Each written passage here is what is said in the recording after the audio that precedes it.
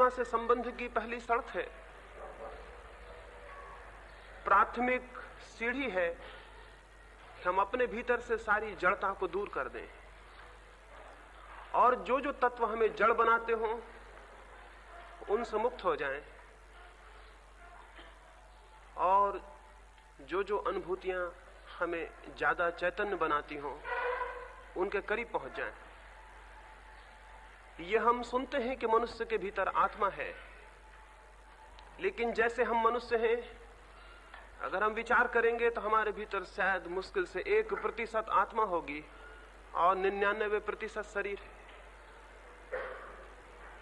जब तक आत्मा 100% ना हो जाए तब तक कोई व्यक्ति सत्य को अनुभव नहीं कर सकता।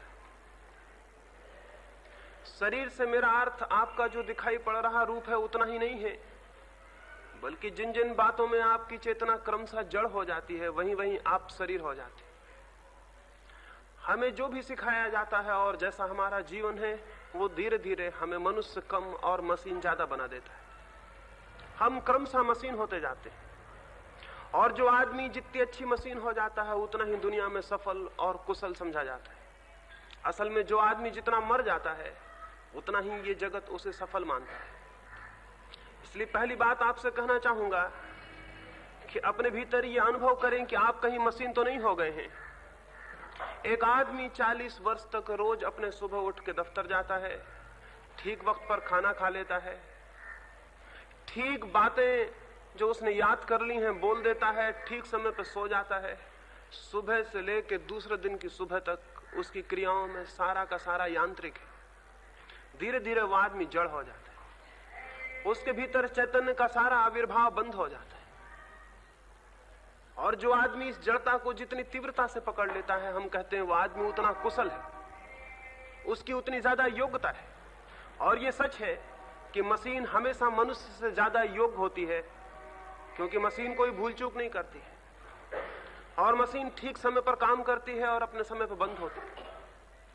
इस जगत का जैसा विकास हुआ है वो क्रमशः इस भांति हुआ है कि हम मनुष्य की जगह मशीन को ज्यादा आदर देने लगे हैं और क्रमशः मनुष्य भी धीरे धीरे मशीन होता जाता है। जो आदमी जितना ज्यादा मैकेनिकल, जितना ज्यादा यांत्रिक हो जाएगा उतनी ही उसके भीतर की आत्मा सिकुड़ जाती है, उसके प्रगटीकरण के रास्ते बंद हो जाते हैं। हम अपने को देखेंगे तो हम पाएंगे हम करीब करीब एक मशीन की भांति हैं जो रोज वही के वही काम कर लेती है और हम इन कामों को दोहराते चले जाते हैं और एक दिन हम पाते हैं आदमी मर गया। मृत्यु इसी यांत्रिकता का अंतिम चरण है। हम धीरे धीरे जड़ होते जाते हैं। एक छोटा बच्चा जितना चैतन्य होता है एक बूढ़ा उतना चैतन्य नहीं होता। इसलिए क्राइस्ट ने कहा है जो छोटे बच्चों की भांति होंगे वे परमात्मा के राज्य को अनुभव कर सकते हैं। इसका कोई ये अर्थ नहीं कि जिनकी उम्र कम होगी, इसका ये अर्थ है कि जिनके भीतर स्फुरना, जिनके भीतर सहज चेतना जितनी ज्यादा होगी वे उतने जल्दी परमात्मा के करीब पहुंच सकते हैं, वे उतने जल्दी सत्य को अनुभव कर सकते हैं। जैसा विगत 2000-2500 वर्षों में मनुष्य का विकास होता रहा है, ये संभावना कम होती गई है। हमारी सहजता, वो जो भी स्पॉन्टेनियस हो हमारे भीतर कम होता गया है और हमारी जड़ता बढ़ती गई है। जीवन जैसा है उसमें शायद जड़ता को बढ़ा लेना उपयोगी होता है। एक आदमी सेना में भर्ती हो जाए, अगर वो चेतन हो तो सेना उसे इंकार कर देगी। वो जितना जड़ हो उतना ही अच्छा सैनिक हो सकेगा। जड़ होने का अर्थ है उसके भीतर अपनी कोई स्वतंत्र बुद्धि ना रह जाए, उसे जो आज्ञा दी जाए वो उसे पूरा का पूरा पालन कर ले, उसमें जरा भी यहां वहां उसके भीतर कोई कंपन चेतन का नहीं होना चाहिए। इसलिए सैनिक धीरे धीरे जड़ हो जाता है और जितना जड़ हो जाता है उतना ही हम कहते हैं वो योग्य सैनिक है, क्योंकि जब हम उससे कहते हैं आदमी को गोली मारो तो उसके भीतर कोई विचार नहीं उठता, वो गोली मारता है। और जब हम कहते हैं बाएं घूम जाओ तो बाएं घूम जाता, उसके भीतर कोई विचार नहीं उठता। डिसिप्लिन पूरी हो गई और आदमी मर गया, आज्ञा पूरी होने लगी और आदमी भीतर समाप्त हो गया। इसलिए दुनिया में जितने सैनिक बढ़ते जाएंगे उतना धर्म शून्य और क्षीण होता जाएगा, क्योंकि वे सब के सब इतने अनुशासित होंगे कि उनके भीतर चेतना का कोई प्रवाह नहीं हो सकता। इसलिए मैं सेनाओं के विरोध में हूं, इसलिए कि नहीं कि वे हिंसा करती हैं, बल्कि इसलिए कि इसकी पहले कि कोई आदमी हिंसा में समर्थ हो सके वो जड़ हो जाता है। और दुनिया में जितनी सेनाएं बढ़ती जाएंगी उतने लोग जड़ होते जाएंगे। और अब तो सारी दुनिया करीब करीब एक सैनिक कैंप में परिणित होती जा रही है। अब तो हम अपने बच्चों को भी कॉलेजों में, स्कूलों में सेना की शिक्षा देंगे, और हमें याद नहीं है कि हम जिस आदमी को भी सेना की शिक्षा दे रहे हैं, हम उसे इस बात की शिक्षा दे रहे हैं कि उसके भीतर चेतना क्षीण हो जाए, वो एक मशीन हो जाए, उससे जो कहा जाए वही वो करे, उसके भीतर अपनी कोई स्वतंत्र विचारना न रह जाए। अगर ये दुनिया में हुआ तो दुनिया में धर्म विलीन हो जाए। आप सोचते हो कि नास्तिक दुनिया में धर्म को विलीन कर रहे हैं, तो आप गलती में हैं। दुनिया में धर्म उन बातों से विलीन हो रहा है जिन जिन बातों से हम जड़ होते जाते हैं, जिन जिन बातों से हमारी चेतना क्षीण होती जाती है। हम जितने ज्यादा अनुशासित हो जाएंगे, जितने ज्यादा डिसिप्लिन्ड हो जाएंगे, जितनी ज्यादा हम आज्ञाओं के अनुकूल चलने लगेंगे, उतने ही ज्यादा हमारे भीतर मृत्यु की घटना घट जाएगी। विलियम जेम्स ने एक उल्लेख किया है, उसने लिखा है, एक आदमी सेना से संघातक चोट लगने के कारण मुक्त हो गया। एक दिन सुबह गांव के बाजार से कुछ सामान लिए सिर पर से लौटता था। विलियम जेम्स अपने किसी मित्र से कह रहा था कि लोग सेना में बिल्कुल जड़ हो जाते हैं, ये आदमी जा रहा है, ये बिल्कुल जड़ है। उसके मित्र ने कहा, इसका प्रमाण क्या है? विलियम जेम्स ने कहा, तुम जोर से कहो अटेंशन, और वो अपने सामान को छोड़ देगा और अटेंशन खड़ा हो जाए। उसने कहा, ये तो मुझे संभव नहीं मालूम होता, लेकिन ये प्रयोग किया गया। जोर से उस होटल में बैठे हुए उसके मित्र ने चिल्ला के कहा अटेंशन, और वो आदमी अपने सिर पर सामान रखा था, उसके हाथ छूट गए। उसे सेना से मुक्त हुए 2 साल हो गए थे, तो सामान गिर गया, वो अटेंशन खड़ा हो गया। तब उसे ख्याल आया कि मैंने ये क्या किया। जेम्स ने कहा, यह आदमी जड़ हो गया है, इसके भीतर अब कुछ भी नहीं है जो चेतन हो, जो विचार करता हो, जिसमें बोध हो। सेनाएं दुनिया को जड़ बनाए दे रही हैं। जितनी ज्यादा टेक्नोलॉजिकल, जितनी ज्यादा यांत्रिक व्यवस्था विकसित हो रही है, यंत्रों के साथ प्रतियोगिता करने के लिए मनुष्य को भी यंत्र हो जाना पड़ेगा। उसे भी ऐसी आदतें बनानी नहीं होंगी जहां कि उसे सोचने का कम से कम मौका रह जाए। जो आदमी जितना ज्यादा सोचता है उतना ही असफल हो जाएगा। जो आदमी बिल्कुल नहीं सोचता और चले जाता है, वह हमें दुनिया में सफल दिखाई पड़ेगा। दुकानें और दफ्तर और हमारे काम और हमारी मशीनें और औद्योगिक विकास मनुष्य को धीरे धीरे जड़ किए दे रहा है। अगर आपके मन में कोई भी धार्मिक होने की उत्सुकता है, तो इस जड़ता के बाहर जाना एकदम जरूरी है। जो इस भांति जड़ हो जाएगा, उसके भीतर चेतना की लौ बुझ जाएगी। फिर आप कितना ही मंदिर जाएं और कितनी ही प्रार्थनाएं पूजाएं करें, वो सब व्यर्थ हैं। और सच तो यह है कि व्यवसायियों ने उनको भी जड़ता का रूप दे दिया है। एक आदमी रोज बैठ के 15 मिनट या आधा घंटा एक मंत्र को दोहरा लेता है, वो भी एक जड़ता है, वो भी एक मैकेनिकल रिपीटिशन है। वो रोज रोज वैसा ही दोहराता रहेगा, पूरे जीवन दोहराता रहेगा। जिस दिन नहीं दोहराएगा उस दिन उसको जरा अड़चन लगेगी, वो कहेगा आज जरा तकलीफ मालूम होती है, आज मैंने सुबह अपना मंत्र नहीं पढ़ा, आज सुबह मैंने गायत्री या नमोकार नहीं पढ़ा, आज मैंने सुबह की नमाज नहीं की है, तो मुझे कुछ बेचैनी मालूम होती है। ये बेचैनी कोई अच्छी बात नहीं है, ये इस बात की सूचना है कि तुम एक आदत के ऐसे जड़ीभूत हो गए हो कि उस आदत को छोड़ने की तुम्हारी हिम्मत नहीं। ये आदत, एक आदमी सिगरेट पीता है, शराब पीता है, और नहीं उसे सिगरेट मिले, नहीं शराब मिले तो जैसी बेचैनी होती है उससे भिन्न नहीं है। ये वैसी की वैसी आदत है। आदतें मनुष्य की चेतना को दबा देती हैं। जिस मनुष्य को आत्मा को उपलब्ध करना हो, उसकी उतनी ही कम आदतें होनी चाहिए, उसके उतने ही कम बंधन होने चाहिए, उसमें उतनी ही कम जड़ता होनी चाहिए। राज जो मैंने कहा, संवेदना का क्या अर्थ है, सेंसिटिव होने का क्या अर्थ है, मेरा प्रयोजन ये था जितनी कम जड़ता हो उतनी ज्यादा मनुष्य के भीतर संवेदन की शक्ति जागृत होगी, और जितनी ज्यादा जड़ता हो उतनी संवेदन की शक्ति शून्य हो जाती। और संवेदन की शक्ति जितनी गहरी हो, हम सत्य को उतनी ही गहराई तक अनुभव कर पाएंगे, और संवेदन की शक्ति जितनी क्षीण हो जाएगी उतना ही हम सत्य से दूर हो जाएंगे। तो मैं आपको कहूंगा, जो धार्मिक हैं वो स्मरण रखें कि धर्म उनकी आदत ना बन जाए, कहीं धर्म भी उनकी एक जड़ आदत ना बन जाए कि वो सुबह रोज मंदिर जाएं, नियत समय पर मंदिर जाएं, एक नियत मंत्र पढ़ें, एक नियत देवता के सामने हाथ झुकाएं, ये कहीं उनकी जड़ आदत ना हो। और सच ये है कि 100 में 99 मौके पर ये एक जड़ आदत है, और ये आदत बेहतर नहीं है, और ये आदत ठीक नहीं है। फिर ये भी स्मरण रखें कि आपने दूसरों की आज्ञाएं स्वीकार कर ली हैं और आप उनके अनुकूल वर्तन कर रहे हैं, उनके अनुकूल आचरण कर रहे हैं, ये भी जड़ता का अंगीकार कर लेना है। जब भी मैं कोई आज्ञा दूं और आप स्वीकार कर ले, तो आपकी चेतना भीतर क्षीण हो जाती है। जब भी दूसरा कुछ कहे और आप स्वीकार कर लें, आपके भीतर की चेतना जड़ होने लगती है। समाज कहता है, संस्कार कहते हैं, पुरोहित कहते हैं, हजारों वर्षों की उनकी परंपरा है, उसके वजन पर कहते हैं, उद्धरण करते हैं, शास्त्रों का दबाव डालते हैं कि ये ठीक है, और हम उसे मान लेते हैं और उसे स्वीकार कर लेते हैं। धीरे धीरे हम स्वीकार मात्र पर टिके रह जाएंगे और हमारे भीतर जो स्फुरण होना चाहिए था जीवन का, वो बंद हो जाएगा। जीवन के स्फुरण के लिए जरूरी है कि व्यक्ति आज्ञाओं के पीछे नहीं बल्कि स्वयं के विवेक के पीछे चले। और जीवन के स्फुरण के लिए जरूरी है कि जो जो चीजें जड़ करती हों, व्यक्ति उनसे अपने को मुक्त कर ले। स्वाभाविक ये प्रश्न उठेगा, तब तो इसका यह अर्थ हुआ कि अगर मैं एक दफ्तर में 40 वर्षों तक काम करने जाता हूं तो मैं उस दफ्तर को छोड़ दूं, उस दुकान को छोड़ दूं, उस घर को छोड़ दूं। इसका तो यह अर्थ होगा, और यह अर्थ बहुत लोगों ने लिया है। दुनिया में जो सन्यासी होते रहे हैं, समाज को, घर को, द्वार को छोड़ के वो इसीलिए होते रहे हैं कि उन्हें यह लगा कि ये सब तो जड़ किए दे रहा है, इसलिए इसको छोड़ दो। लेकिन वे एक जड़ता को छोड़ते हैं और दूसरी जड़ता को पकड़ लेते हैं। इससे कोई बहुत भेद नहीं पड़ता। संसार को छोड़ के भागते हैं और सन्यास में जाते हैं, और सन्यास उन्हें और भी जड़ कर देता है। मेरा अपना देखना यह है कि मैंने अभी कोई सन्यासी ऐसा नहीं देखा जिसकी संवेदना की शक्ति ग्रस्त की संवेदना शक्ति से ज्यादा हो, कम है। वो और भी जड़ हो गया है, उसके अनुभव करने की सीमाएं और संकुचित हो गई हैं। उसने और इतना दमन किया है और एक पैटर्न पर, एक ढांचे पर अपने जीवन को ढाला है कि उसके भीतर तो और भी चेतना के विकास की संभावना कम हो गई। जो संसार से भाग के सन्यासी होगा वो एक जड़ता से दूसरी जड़ता में गिर जाएगा, इससे कोई बहुत भेद नहीं पड़ता।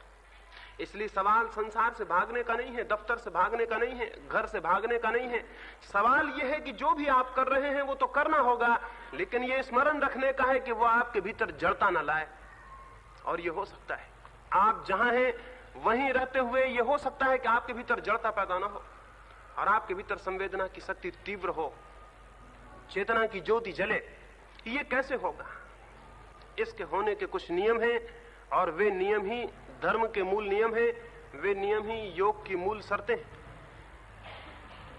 सबसे पहला नियम तो यह है कि जिस व्यक्ति को सत्य को जानना हो वो पलायन की प्रवृत्ति छोड़ दे, एस्केप की प्रवृत्ति छोड़ दे कि यहां तकलीफ है इसलिए यहां से भाग जाऊं।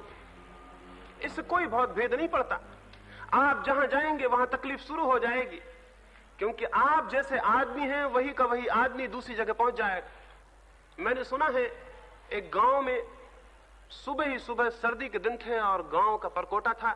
एक बूढ़ा आदमी गांव के बाहर बैठा, दूसरे गांव से आते हुए एक राहगीर ने उससे पूछा कि क्या मैं ये पूछ सकता हूं कि इस गांव के लोग कैसे हैं, मैं यहां बसने का इरादा करता हूं। उस बूढ़े आदमी ने कहा, मैं ये बताऊंगा जरूर कि इस गांव के लोग कैसे हैं, लेकिन मैं पहले ये पूछ लूं कि तुम जिस गांव में बसते थे वहां के लोग कैसे थे, उसके बाद ही कुछ ठीक ठीक बताना संभव हो सकता है। वो आदमी हैरान हुआ, उसने कहा इससे क्या संबंध है कि उस गांव के लोग कैसे थे। उस बूढ़े ने कहा फिर भी मैं पूछ लूं, जीवन भर का अनुभव मेरा ये कहता है कि पहले मैं ये पूछ लूं कि उस गांव के लोग कैसे थे। उसने कहा उस गांव के लोगों का नाम भी मत लो, उन्हीं दुष्टों के कारण तो मुझे वो गांव छोड़ना पड़ा है। उस बूढ़े ने कहा फिर और कोई गांव खोजो, इस गांव के लोग बहुत बुरे हैं, बहुत दुष्ट हैं और यहां रहने से कोई सार नहीं होगा। और उस बूढ़े आदमी ने ठीक ही कहा। और उस आदमी के जाने के बाद ही एक दूसरा आदमी आया और उसने पूछा कि मैं इस गांव में बसना चाहता हूं, यहाँ के लोग कैसे हैं। उसने फिर वही कहा कि पहले मैं ये पूछ लूं कि उस गांव के लोग कैसे थे जहां से तुम आते हो। उस आदमी ने कहा उनका नाम ही मुझे आनंद से भर देता है, उतने बेहतर लोग मैंने कहीं देखे नहीं। वो बूढ़ा बोला आओ स्वागत है, बसो इस गांव में, तुम्हें उस गांव से भी बेहतर लोग मिल जाएंगे। हम जो हैं हम सदा अपने को अपने साथ ही ले जाते हैं। तो जो आदमी गृहस्थी में दुखी और पीड़ित तो परेशान था वो सन्यासी होकर कभी आनंदित नहीं हो सकता, क्योंकि वो आदमी तो वही का वो है। कपड़े बदलने से क्या होगा, मकान बदलने से क्या होगा। जो आदमी दुकान पे परेशान और पीड़ित है वो मंदिर में जाके आनंद को उपलब्ध नहीं हो सकता, क्योंकि वो आदमी तो वही का वह। दुकान थोड़ी परेशान कर रही है, मकान थोड़ी परेशान कर रहा है, मंदिर थोड़ी आनंद देगा। वो आदमी जैसा है अपने साथ ही ले जाएगा। ये बड़े आश्चर्य की बात है, अपने से भागना संभव नहीं होता। कोई आदमी अपने से नहीं भाग सकता। आप सारी दुनिया को छोड़कर भाग जाएं, लेकिन आप तो अपने साथ होंगे। और आप जैसे आदमी हैं ठीक वैसी दुनिया जहां आप होंगे फिर आप पैदा कर लेंगे। इसलिए जब गृहस्थ भाग के सन्यासी हो जाते हैं तो वे नई गृहस्थियां बसाने लगते हैं, शिष्यों की शिष्याओं की नई दुनिया बसनी शुरू हो जाती है। जब वे घर को छोड़कर भाग जाते हैं तो आश्रम बसाने लगते हैं। इधर का राग छोड़ते हैं तो वहां नया राग पैदा कर लेते हैं। इधर एक तरफ से जो छोड़ के गए हैं नई शक्लों में, वही का वही फिर से खड़ा हो जाता है। और ये बिल्कुल स्वाभाविक है, इसमें कोई अस्वाभाविकता नहीं है, क्योंकि आदमी वे के वे हैं जो कि घर थे, जो कि दुकान में थे। इसलिए जब कोई आदमी दुकान को छोड़कर सन्यासी होता है तो धर्म की नई दुकानें शुरू कर देता है। और दुनिया में जो धर्म की दुकानें शुरू हुई हैं वो उन दुकानदारों के कारण हुई हैं जो कि दुकानदार थे और सन्यासी हो गए। उनकी बुद्धि, उनके सोचने के ढंग, उनके गणित और हिसाब वही के वो हैं, उनकी वृत्ति, उनकी पकड़, उनकी अप्रोच वही की वही है, वे वही के वो आदमी हैं। और इसलिए जितने ज्यादा दुकानदार सन्यासी होते जाते हैं उतना ज्यादा सन्यास दुकानदारी में परिणत होता जाता है। दुनिया पे सन्यासियों की जरूरत नहीं है, दुनिया में सन्यास की जरूरत है, सन्यासियों की कोई जरूरत नहीं है। मैं आपसे कहूं, दुनिया में सन्यास की जरूरत है, सन्यासियों की कोई जरूरत नहीं है। दुनिया में सन्यास जितना ज्यादा होगा दुनिया उतनी बेहतर होगी, और दुनिया में सन्यासी जितने ज्यादा होंगे दुनिया उतनी मुश्किल में पड़ती जाएगी। ये कल्पना करिए कि सारे लोग सन्यासी हो गए, इस दुनिया का क्या होगा, ये स्थिति कैसी बदतर हो जाएगी। लेकिन ये कल्पना करिए कि दुनिया में सन्यास बढ़ता जाता है तो ये दुनिया बहुत बेहतर हो जाएगी। तो मैं आपको नहीं कहता कि पलायन करें, लेकिन हमारी प्रवृत्ति हमेशा पलायन करने की होती है। जहां हमें तकलीफ दिखाई पड़ती है हम सोचते हैं इस स्थान को बदल दें, हम इस जगह को छोड़ दें। लेकिन हमेशा ख्याल रखें, इस स्थान कभी तकलीफ नहीं देता, आपकी भीतर की स्थिति तकलीफ देती है। इसलिए स्थान को बदलने को जो सोचता है वो पागल है, और जो स्थिति बदलने को सोचता है उसमें कोई समझ का अंकुरण शुरू हुआ। इसलिए मैं कहता हूं पलायन नहीं, परिवर्तन। भागे मत, जहां से हैं अपने को बदलें, और जहां आप हैं उससे बेहतर स्थिति आपको दुनिया में कहीं भी नहीं मिलेगी जब तक कि आप बेहतर आदमी ना हो जाएं। और जब आप बेहतर आदमी हो जाएंगे तो जहां आप हैं वहीं बेहतर स्थिति। एक विदेशी यात्री पूरब के मुल्कों में यात्रा को आया और उसने सोचा कि मैं देखूं और समझूं कि योग क्या है। उसने भारत के और तिब्बत के और जापान के और दूर दूर के पूर्वी मुल्कों के जाके आश्रम देखे। फिर वो बर्मा गया और वहां लोगों ने तारीफ की कि एक आश्रम यहां भी है, उसे भी देखो। उसने जो आश्रम भारत में देखे थे वो पहाड़ों पर थे, रम्य झीलों के किनारे थे, सुंदर उपवन थे, वहां थे। भारत में जो सन्यासी देखे थे वो घर छोड़े हुए लोग थे, नए नए वस्त्रों के लोग थे। उसने सोचा वैसा ही कोई रम्य स्थल होगा। वो 3 सप्ताह का निर्णय करके बर्मा के उस आश्रम के लिए गया। लेकिन जब जिस गाड़ी से वो गया और जब उसे पहुंचाया गया आश्रम के सामने तो वो दंग रह गया। वो तो एक बाजार था जहां आश्रम था, और रंगून का सबसे रद्दी बाजार था, और वहां तो बड़ी भीड़ भाड़ थी, बड़ा शोरगुल था। और वहीं वो एक छोटी सी तख्ती लगी थी और उसके अंदर एक गंदे रास्ते के अंदर जाके एक आश्रम था। आश्रम बड़ा था, 500 भिक्षु वहां थे, लेकिन कोई 100-150 कुत्ते वहां घूम रहे थे और लड़ रहे थे। वो बड़ा परेशान हुआ कि कैसा आश्रम है, और सांझ का वक्त था और सैकड़ों हजारों कौवे इकट्ठे हो रहे थे झाड़ों पर। इतना शोरगुल वहां मचा हुआ था। उसने सोचा ये आश्रम है या बाजार है, और यहां रहने से क्या फायदा होगा। लेकिन आ गया था और अब रात भर रुकना ही पड़ेगा, सुबह के पहले वापस लौटने के लिए कोई गाड़ी भी नहीं थी। तो उसने जाके प्रधान से मिलना चाहा। प्रधान से उसने कहा कि मैं तो हैरान हो गया, मैं तो सोचता था आश्रम किसी पहाड़ के किनारे, किसी झील के पास, किसी सुंदर जगह में होगा, ये तो गंदा बाजार है। और यहां ये इतने कुत्ते किस लिए हैं और ये कौवे सब इसलिए कहां इकट्ठे कर लिए हैं। उस साधु ने कहा ये कुत्ते जो हैं ये हमारे पाले हुए हैं, और कौवे जो हैं हमारे आमंत्रित हैं। इन्हें हम रोज चावल देते हैं इसलिए आते हैं, और कुत्ते तो हमने पाले हुए हैं। ये शोरगुल व्यवस्थित है, ये बाजार हमने चुना है जान के। जमीन बहुत थी हमारे मुल्क में भी सुंदर, लेकिन बाजार हमने जान के चुना है, क्योंकि हमारी मान्यता यह है कि जो इस भीड़ भाड़ में, इस उपद्रव में शांत हो सकता है उसकी शांति ही सच्ची है। और जो पहाड़ के पास जाके बैठ के शांत हो जाता है, उस शांति में उसके पास कोई शांति नहीं, वो सारी शांति पहाड़ की है। और पहाड़ से नीचे उतरते ही अशांति शुरू हो जाएगी। इसलिए सन्यासी पहाड़ से बस्ती में आने में डरता है, इसलिए सन्यासी अकेलेपन से भीड़ में आने में डरता है, इसलिए सन्यासी लोगों से डरने लगता है कि उनके पास गया कि मेरी सब शांति नष्ट हो जाएगी। अगर आप किसी सन्यासी से कहें दुकान पर बैठो, वो घबराएगा, वो कहेगा मेरी सब शांति नष्ट हो जाएगी। अगर आप किसी सन्यासी से कहें नौकरी करो, वो कहेगा मैं घबराऊंगा, मेरा परमात्मा छूट जाएगा। जो परमात्मा नौकरी करने से छूट जाता हो और जो परमात्मा दुकान पर बैठ जाने से अलग हट जाता हो, ऐसे परमात्मा की कोई कीमत नहीं है, ऐसे परमात्मा का कोई मूल्य नहीं है। जीवन की सहजता में और सामान्यता में जो उपलब्ध हो वही सत्य है। जीवन की विशेष विशेष स्थितियों में जो उपलब्ध हो वो उन स्थितियों का परिणाम होता है, आपके चित्त का परिवर्तन नहीं होता है। इसलिए आप जितने सन्यासियों को देखते हैं इनको वापस ले आइए और सामान्य जिंदगी में डाल दीजिए और फिर पहचानिए कि इनके भीतर क्या है, तो आप पाएंगे ये आपसे गए बीते बदतर लोग हैं, ये आपसे नीचे साबित होंगे। जिंदगी में ये नहीं टिक सकते, वहां कसौटी है, वहां परीक्षा है, ये कोने में बैठे हुए।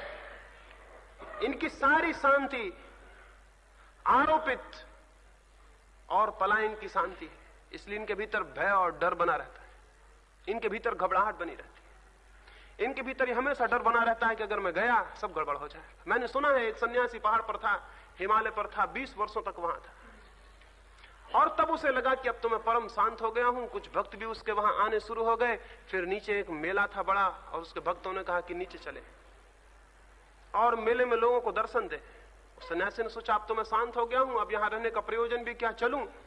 और वो पहाड़ से उतर के नीचे आया, और जब वो उस मेले में गया तो वहां तो उसे लोग जानते भी नहीं थे, भीड़ बहुत थी। एक आदमी का जूता उसके पैर पे पड़ गया। जैसे ही उसके पैर में पैर दबा, उसका सारा क्रोध जिसे वो सोचता था विलीन हो गया है 20 वर्ष पहले, वो वापस खड़ा हो गया। वो वही का वही आदमी था जो 20 वर्ष पहले पहाड़ पर गया था। वो दंग रह गया कि क्रोध वापस खड़ा हो गया, अशांत फिर हो गया है मन। और उसने कहा कि आश्चर्य है, पहाड़ जो 20 वर्षों में न बता सके वो आदमी के संपर्क ने एक क्षण में बता दिया। तो मैं आपको कहूंगा पलायन से कोई आदमी धार्मिक नहीं होता है, परिवर्तन से आदमी धार्मिक होता है। इसलिए पलायन की प्रवृत्ति को छोड़ दें, स्थानों से भागे नहीं, अपने को बदलें और देखें कि आपकी बदलाहट के साथ स्थान बदल जाते हैं। लोगों से भागे नहीं, अपने को बदलें और आप पाएंगे कि आपकी बदलाहट के साथ लोग बदल जाते हैं। जो पति पत्नी को छोड़ के भाग रहा है वो गलती में है, अपने को बदले और पाएगा कि पत्नी विलीन हो गई। अपने को परिवर्तित करे और पाएगा कि जिस पत्नी से भागने का ख्याल था वो विलीन हो गई है, वो अब कहीं भी नहीं है। जीवन आत्म परिवर्तन से उपलब्ध होता है, स्थानों के बदलने से नहीं। लेकिन हमारी जड़ता हमें कहती है स्थान बदलने। तो मैं आपको कहूंगा कि जहां जहां जीवन में जड़ता पैदा हो रही है वहां कुछ आंतरिक प्रयोग हैं जो जड़ता को पैदा नहीं होने देंगे, और आप निरंतर एक नई ताजगी और एक इनोसेंस को, एक निर्दोष चित्तता को बचा के रख सकते हैं। और जो नहीं वैसा बचाएगा उसके लिए धर्म में कोई गुंजाइश, कोई गति नहीं। कैसे ये होगा?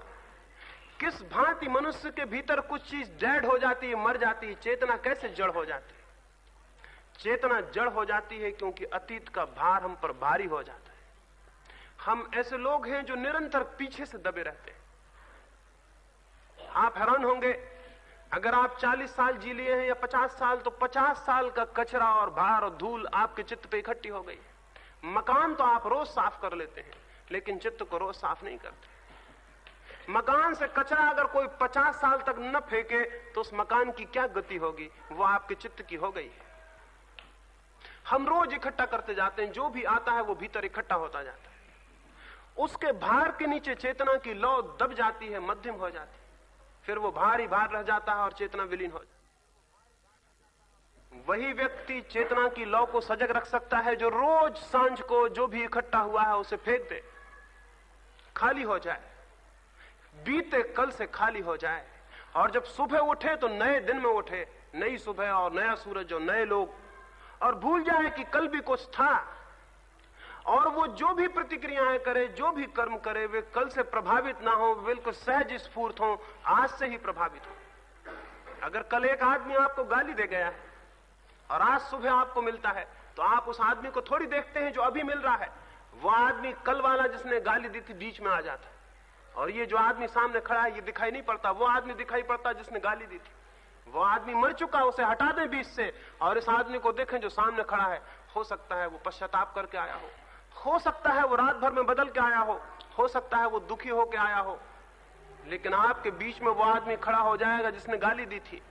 वो मृत छाया बीच में आ जाएगी, और इस आदमी से आप जो भी व्यवहार करेंगे वो इस आदमी से नहीं कर रहे हैं, उस आदमी से कर रहे हैं जो कल आपको दिखाई पड़ा था। बुद्ध के ऊपर एक आदमी ने आके थूक दिया था,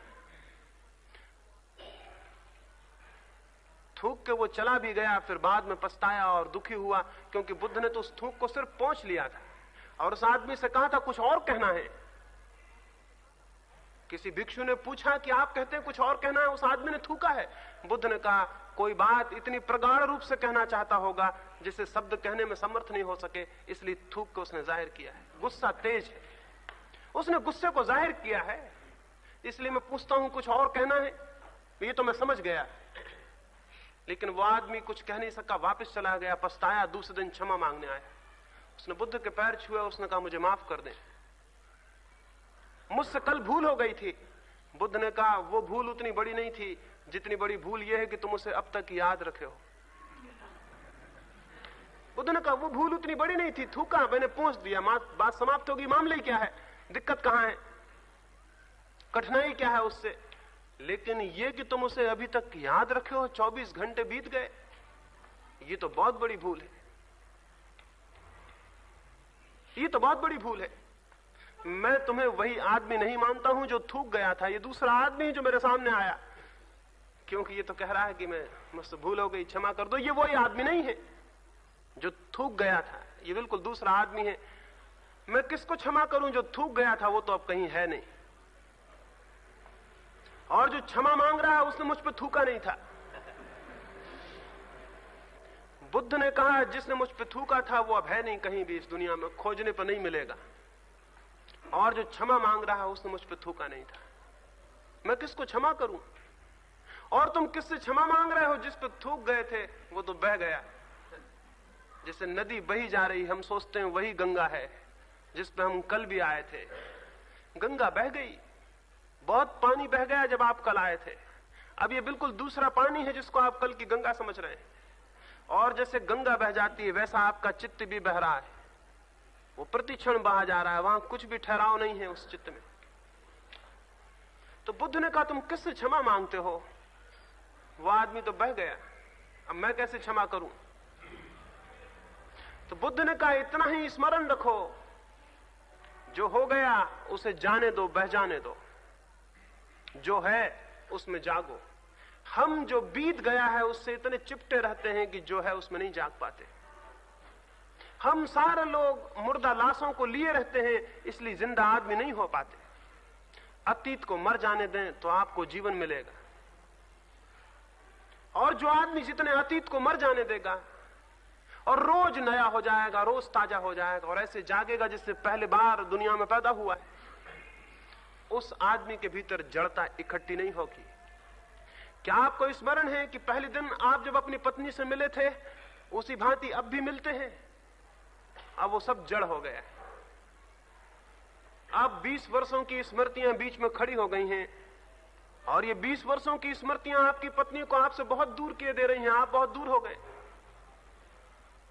और इसीलिए जो आनंद पहले क्षण में मिलकर आपको अपनी पत्नी से मिला था वो आज नहीं मिलेगा। लेकिन अगर ये 20 वर्षों की स्मृतियां बीच से गिर जाएं और आप नए होकर और नई पत्नी को देख पाएं तो शायद वही आनंद का क्षण फिर उपलब्ध हो जाए। आप रोज सुबह सूरज को देखते हैं, सोचते हैं वही सूरज फिर उग रहा है, कोई सूरज दोबारा नहीं उगता। और आप फूलों के पास से गुजरते हैं, सोचते हैं वही फूल फिर खिले हैं, कोई फूल दोबारा नहीं खिलते और कोई तारे दोबारा नहीं निकलते, सब नया है। अगर आपकी स्मृति का भार ना हो तो जीवन आपको प्रतिक्षण नया मालूम होगा। और जब आप इस नवीन के प्रति जाग सकेंगे और अपनी जड़ता को छोड़ देंगे तो आपको कुछ अनुभूतियां मिलनी शुरू होंगी, जिन अनुभूतियों की समग्रता का नाम परमात्मा है। तब आपको कुछ अनुभव होना शुरू होगा। जो अतीत से दबा है वो कभी परमात्मा को नहीं जान सकता, क्योंकि परमात्मा प्रतिक्षण मौजूद है। परमात्मा अतीत नहीं है, परमात्मा प्रतिक्षण वर्तमान है। जो अतीत से दबा है वो वर्तमान को नहीं जान सकता। तो आपकी सारी जड़ता अतीत पैदा करता है। एक साधु ने अपने शिष्य को कहा था तुम जाओ, जो तुम मेरे पास नहीं समझ सके हो वो मेरा एक मित्र है, उसके पास जाके समझ लो। वो उसके मित्र के पास गया, देख के हैरान हुआ कि जहां उसे भेजा गया है वो तो एक सराय का रखवाला है। जाते से उसका मन यह हुआ कि सराय के रखवाले से मैं क्या सीखूंगा, लेकिन फिर भी भेजा गया हूं तो वो रुका। उसके गुरु ने कहा था तुम सुबह से सांझ तक देखना कि वो क्या करता है, उसकी पूरी चर्या को समझना। उसकी पूरी चर्या उसने समझी। वो तो सराय का नौकर था, सराय का काम करता था। 2-4 दिन बाद वापस लौटने लगा, वहां तो पाने को कुछ भी नहीं था, लेकिन उसने सोचा मुझे पता नहीं कि रात को सोते वक्त कुछ करता हो, सुबह अंधेरे में जग आता है उस वक्त कुछ करता हो। तो उसने चलते वक्त उससे पूछा कि क्या मैं ये पूछूं कि रात को सोते समय आप क्या करते हैं और सुबह जाग के क्या करते हैं? उसने कहा कि दिन भर में सराय के बर्तन गंदे हो जाते हैं, रात सोते वक्त उनको झाड़ पहुंच के साफ करके रख देता हूं, फिर रात भर में उनमें धूल जम जाती, सुबह उठ के फिर उनको साफ करता हूं। उसने सोचा कि कहां के पागल के पास मुझे भेज दिया, वो केवल सराय का रखवाला है और बर्तन साफ करता है। वो वापस लौट आया। उसने अपने गुरु को कहा, गुरु ने कहा कि बात तो पूरी थी अगर तुम समझते। उसने कहा कि दिन भर में बर्तन गंदे हो जाते हैं, सांझ में साफ कर लेता हूं, रात भर में फिर थोड़ी बहुत धूल जम जाती है, सुबह फिर साफ कर लेता हूं, यही तो कुल जमा करना है। वो चित्त हमारा दिन भर में गंदा हो जाता है, उसे रात सोते वक्त साफ कर लें, उसे पोंछ डालें, और सुबह सपने फिर रात भर में कुछ गंदा कर देंगे, सुबह फिर उसे पोंछ डालें। कैसे पहुंचेंगे? क्योंकि मकान पहुंचना तो हमें मालूम है, लेकिन चित्त को कैसे पहुंचेंगे? चित्त को कैसे साफ करेंगे? कौन सा जल है जो चित्त के बर्तन को साफ करेगा? मैं आपको कहूं, मौन चित्त को साफ करता है। जो जितना ज्यादा मौन में प्रविष्ट होता है उतना उसके चित्त का बर्तन साफ हो जाता है। मौन के जल से चित्त के बर्तन धोए जाते हैं, लेकिन हम मौन रहना भूल गए। हम एकदम बोले जा रहे हैं, दूसरों से या अपने से। हम 24 घंटे बातचीत में लगे हुए हैं, अपने से या दूसरों से। सोते समय भी हम बातचीत करते हुए सोते हैं, उठते ही हम फिर बातचीत में लग जाते हैं। हम बातों से घिरे हुए हैं, मौन हम भूल गए हैं। इस संसार में अगर कोई चीज खो गई है तो मौन खो गया है, और जहां मौन खो जाएगा वहां जीवन में जो भी श्रेष्ठ है वो सब खो जाएगा। क्योंकि सब श्रेष्ठ मौन से जन्मता है, उस साइलेंस से पैदा होता है। रात को सोते वक्त घड़ी भर को बिल्कुल साइलेंस में उतर जाएं, बिल्कुल चुप हो जाएं, सब तरह से मौन हो जाए। सुबह उठते वक्त सब भांति मौन होकर थोड़ी देर पड़े रहें और फिर उठें। और दिन में भी 24 घंटे ये ख्याल रहे कि जहां तक बन पड़े मेरे भीतर मौन हो। जो अति आवश्यक है वो बोला जाए, जो अति आवश्यक है वो सोचा जाए, अन्यथा मेरे भीतर मौन हो। और अगर कोई सजग होकर इसका स्मरण रखे कि मेरे भीतर मौन हो, तो धीरे धीरे मौन का अवतरण शुरू हो जाता है। अगर रास्ते पे चलते वक्त आप ये ख्याल रखें कि मैं मौन चलूं, पहले तकलीफ होगी, जीवन भर की आदत है, शायद अनेक जीवन की आदत है, लेकिन धीरे धीरे स्मरण पूर्वक अगर भोजन करते वक्त स्मरण रखें कि मैं मौन रहूं। मौन का अर्थ नहीं कि ओंठ बंद हो, मौन का अर्थ भीतर मन का चलन हलन बंद हो, भीतर वहां चुप्पी हो। जब भी मौका मिले मौन हो जाएं। जिस क्षण आप मौन में है उसी क्षण आप मंदिर में हैं, चाहे फिर वो दुकान हो, चाहे फिर वो बाजार हो, चाहे वो दफ्तर हो। जीवन का अधिकतम क्षण मौन में व्यतीत हो, इसका स्मरण रखें, और आप क्रमशः एक नए आदमी को अपने भीतर आते हुए अनुभव करेंगे। क्रमशः आपके भीतर एक नए मनुष्य का जन्म होने लगेगा। आप बिल्कुल नई चेतना को अनुभव करेंगे और आपके भीतर जड़ता टूटनी शुरू हो जाएगी। एक समय आएगा आपके भीतर कोई जड़ता नहीं होगी और केवल चैतन्य रह जाएगा। जिस क्षण व्यक्ति पूर्ण मौन में स्थापित अपनी चेतना को प्रवेश करता है, उसी क्षण उसके भीतर शरीर विलीन हो जाता है और केवल आत्मा का अनुभव शेष रह जाता है। जिस क्षण आप पूरे मौन में हैं, उसी क्षण आप संसार में नहीं है, परमात्मा में। इसको मैं सन्यास कहता हूं। ऐसा व्यक्ति जो सारी भीड़ के बीच मौन है, सन्यासी है। ऐसा व्यक्ति जो सारे कामों के बीच मौन है, सन्यासी है। ऐसा व्यक्ति जो सब करते हुए मौन है, सन्यासी है। जिसके भीतर मौन है वो सन्यास को पा गया, क्योंकि मौन ही द्वार खोलता है परमात्मा के। मौन ही द्वार खोलता है अनंत चेतना के। मौन ही द्वार खोलता है पदार्थ के पार जो है उसके लिए। स्मरण रखें, जो भी साधने जैसी बात है, जो भी पाने जैसी बात है, जो भी उपलब्ध करने जैसी बात है, वो है साइलेंस, वो है मौन। संसार 24 घंटे आपके भीतर मौन को तोड़ रहा है।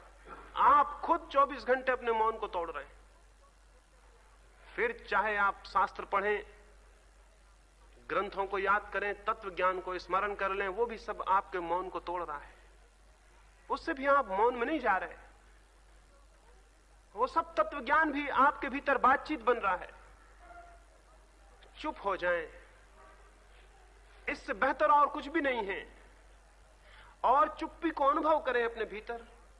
और उस घड़ी में जब आपके भीतर कोई भी नहीं बोलता होगा, जब निबिड़ सन्नाटा होगा, जैसे कोई दूर एकांत में वन में सब शांत हो, कोई पक्षी भी ना बोलता हो, वैसा जब निबिड़ सन्नाटा आपके भीतर होगा तो आप अनुभव करेंगे आप सामान्य व्यक्ति नहीं हैं, आप देह के घेरे में बंधे हुए व्यक्ति नहीं हैं। आपकी चेतना तब आकाश को छूने की सामर्थ्य को उपलब्ध हो जाती है। उस मौन में आपको दिखाई पड़ता है, अनुभव होता है, सुनाई पड़ता है वो जो परमात्मा का है। इस मौन को ही मैं प्रार्थना कहता हूं, इस मौन को ही ध्यान कहता हूं, इस मौन को ही समाधि कहता हूं। और इसे साधने के लिए किसी के पास सीखने जाने की जरूरत नहीं है, क्योंकि जो भी आप सीखेंगे वो आपके भीतर बातचीत बन जाएगा। इसे साधने के लिए किन्हीं ग्रंथों को पढ़ने की जरूरत नहीं है, और इसे साधने के लिए किन्हीं पहाड़ों पर जाने की जरूरत नहीं है। जहां है वहां ही स्मरण पूर्वक इतना ही ध्यान रखें कि मेरे भीतर व्यर्थ की बातचीत ना चले, और जब भी व्यर्थ की बातचीत चले तब शांत होकर उसे देखें और कुछ ना करें। और आप हैरान होंगे, अगर आप अपने भीतर चलती हुई बकवास को शांत होकर देखें तो आपके भीतर एक नए तत्व का अनुभव होगा जो केवल देख रहा है। बातचीत चल रही है और वो दूर खड़ा है, और तब आपको यह अनुभव होगा कि चित्त बातचीत में लगा हुआ है लेकिन आत्मा अभी भी मौन है और शांत है। वो जो देखने वाला तत्व है वो आपकी आत्मा है, वो निरंतर मौन में और निरंतर साइलेंस में है। उसका थोड़ा सा अनुभव जैसे जैसे गहरा होगा, बातचीत गिरती जाएगी, बातचीत विलीन होती जाएगी। एक समय आएगा आपके भीतर कुछ भी विचार चलते हुए नहीं रह जाएंगे। और जब कोई विचार नहीं चलते हैं तो विचार शक्ति का जन्म होता है, और जब तक विचार चलते हैं तब तक विचार शक्ति का जन्म नहीं होता। जितने ज्यादा विचार हो जाएंगे आप उतने विक्षिप्त हो जाएंगे। पागल के विचार ही विचार रह जाते हैं, विवेक बिल्कुल नहीं रह जाता। इसलिए दुनिया के बहुत बड़े बड़े विचारक पागल होते देखे जाते हैं। वो इस बात का सबूत है कि विचारक सत्य को अनुभव नहीं कर सकता। और आज तक दुनिया में किसी विचारक ने सत्य को अनुभव नहीं किया है और न कभी कर सकेगा। जब हम बुद्ध को, महावीर को विचारक कहते हैं तो हम गलती करते हैं। ये विचारक नहीं है, इन्होंने तो विचार को छोड़ दिया है। ये तो सब विचार को छोड़कर चुप हो गए हैं, ये दृष्टा हैं। और जो दृष्टा हो जाता है वो सब पा लेता है। एक छोटी सी कहानी अपनी चर्चा को मैं पूरा करूंगा। उपनिषदों के समय में एक युवक सत्य की तलाश में गया। उसने अपने गुरु के चरणों में सिर रखा और उसने कहा कि मैं सत्य को पाने आया हूं। उसके गुरु ने कहा, सत्य को पाना चाहते हो या सत्य के संबंध में कुछ पाना चाहते हो? उसके गुरु ने कहा, सत्य को जानना चाहते हो या सत्य के संबंध में कुछ जानना चाहते हो? अगर सत्य के संबंध में कुछ जानना है तो फिर मेरे पास रुक जाओ, और अगर सत्य को जानना है तो फिर मामला कठिन है। उस युवक ने कहा, मैं सत्य को जानने आया, संबंध में जानने को नहीं आया। संबंध में ही जानना होता तो मेरे पिता खुद बड़े पंडित थे, सभी शास्त्र वे जानते हैं। लेकिन जब मैंने उनसे कहा कि मैं सत्य को जानना चाहता हूं तो उन्होंने कहा, मैं असमर्थ हूं, तू कहीं और खोज, मैं सत्य के संबंध में जानता हूं, मैं शास्त्रविद हूं, मुझे सत्य का कोई पता नहीं, तो मैं सत्य को ही जानने आया हूं। उसके गुरु ने कहा, तब ऐसा करो, इस आश्रम में जितने गाय बैल हैं, कोई 400 के करीब है, इन सबको ले जाओ, दूर ऐसे जंगल में चले जाना जहां कोई आदमी ना हो, और जब ये गाय बैल 1000 हो जाएं, इनके बच्चे होंगे और ये 1000 हो जाएंगे, तब तुम लौट आना।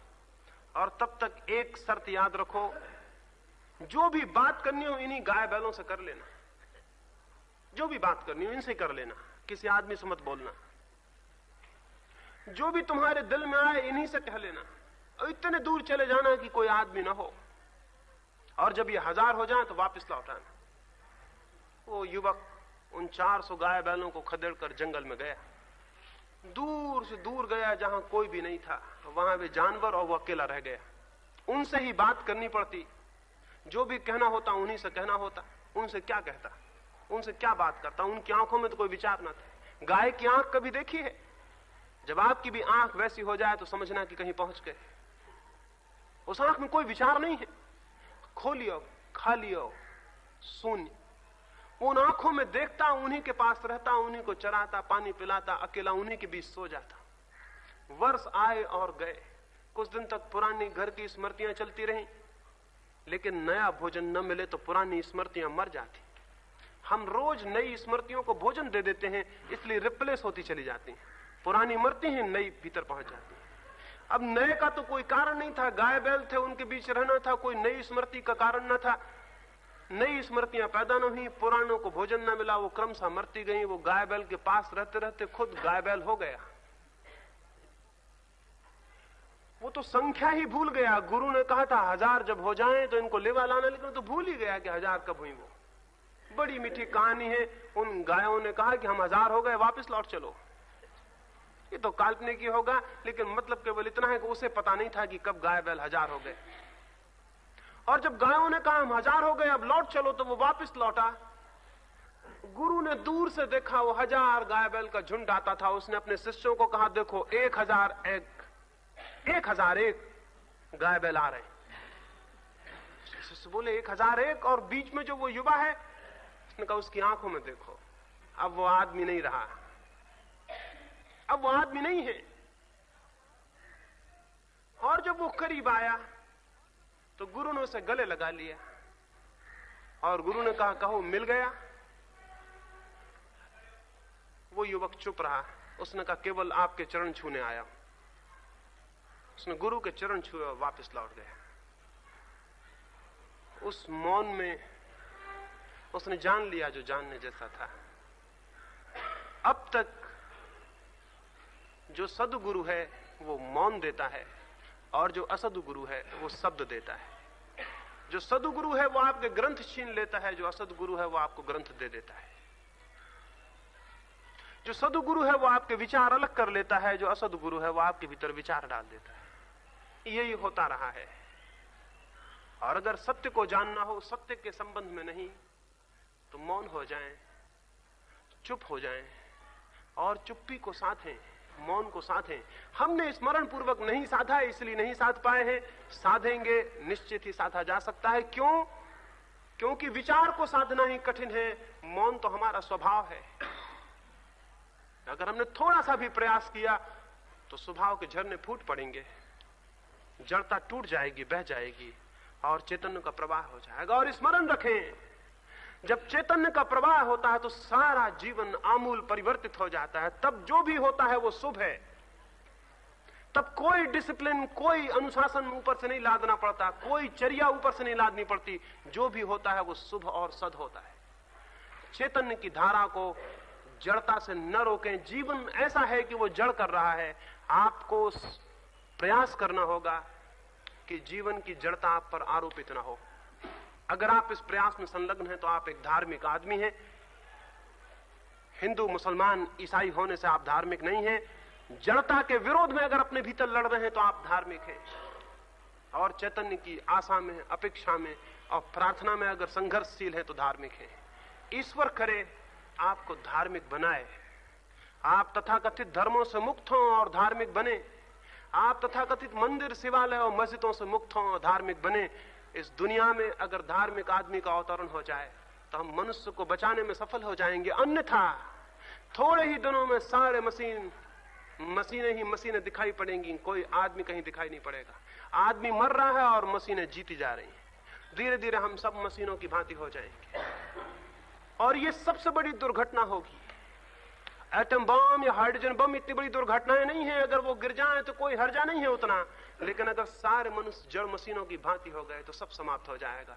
प्रेम और सौंदर्य और सत्य और शुभ सब विलीन हो जाएंगे। इन सब का जन्म चैतन्य के विकास से होता है। जड़ता को ना आने दें अपने भीतर और चैतन्य को विकसित करें। चैतन्य के विकास का नियम है मौन को, शून्य को, ध्यान को, जागरूकता को अपने भीतर जो जितना विकसित करता है वो उतना मौन को उपलब्ध हो जाता है। परमात्मा आपके सब शब्द छीन ले, परमात्मा आपके सब विचार छीन ले, परमात्मा आपको निपट मौन कर दे, निरीह कर दे, आपको एकदम दरिद्र कर दे, आपकी आत्मा एकदम गरीब हो जाए विचारों से, तो आप एकदम समृद्ध हो जाएंगे और आपको अनंत संपत्ति